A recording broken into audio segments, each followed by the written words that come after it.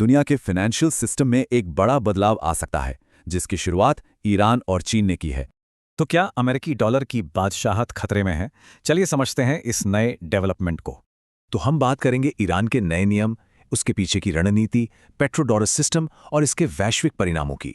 Iran की शर्त है कि हॉर्मुज स्ट्रेट से जाने वाले तेल का व्यापार सिर्फ चीनी युआन में होगा।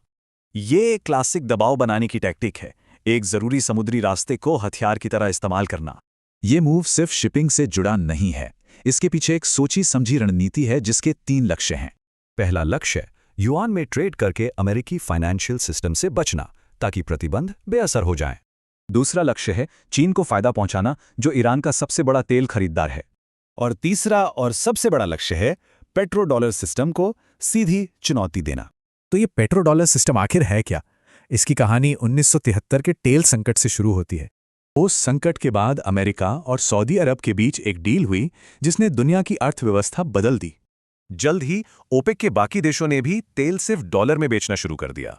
इसका नतीजा, जिस किसी देश को तेल खरीदना होता उससे पहले अमेरिकी डॉलर खरीदने पड़ते।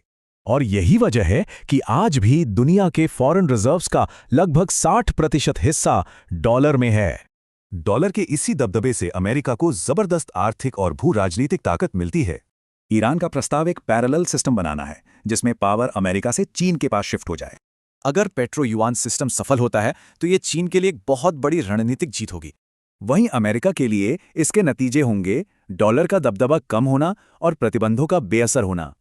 हाँ, ये सच है कि पेट्रोडॉलर सिस्टम रातों रात खत्म नहीं होने वाला है, लेकिन ये कदम डी-डॉलरीकरण के बढ़ते ट्रेंड का एक बड़ा संकेत जरूर है।